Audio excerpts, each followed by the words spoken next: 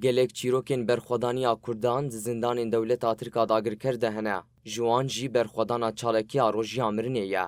Ji kadroyên pêşengên PKK, Mihemed Xeyrî Dermûş, Kemal Pîr, Akif Yalmaz û Elî Çîçek, çardê tîrmeha sala 1982 wan li hember zilma dewleta Tirk a li zindana Amedê de dest bi çalakiya rojiya mirinê kirin.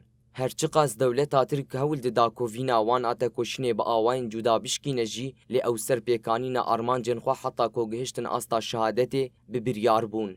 Têkildarî mijarê dayîka Aştiyê Emîne Qenber ji Rojava TV'ye re axivî û got şehîdên berxwedana çardê tîrmehê gelê Kurd fêrîne radestkirina ji dagirkerên Kurdistanê kir.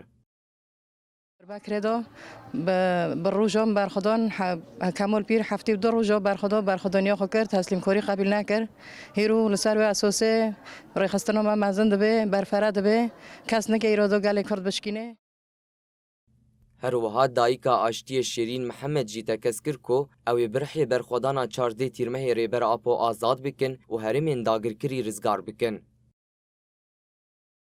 ئەم لەمبەر دژمن بسکن وەک دایکی ئاشتی دایکت ما ئاشتی هەموو گێرابن ئەم وڵاتێمە تەبایی ئەم رابن ژە دەغازن ڤەگارێکە چێکنج بۆ عەفرینێ ئەمێ ڤەگارێ ڤەکنج بۆ حەیا یەکی بچووک دما دەهایە ئەمێ ڤەگارن عەفرینێ ئەمێ عەفرینێ ڕزگار بکن چرەیە بێ چی ئێریشێ بێ ئەمێ ڕزگار بکن تجاریژە ئەم ناترسن لە دژمن حەیانەها ئەم ناترسینە و دیساژە ئەم ناترسن ئەمێ بسەرکەون و ئەمێ ساروکێ خۆشی ڕزگار کن هەموو حەبسجێمە و شکەنجێمە گیامە ڕزگار کن.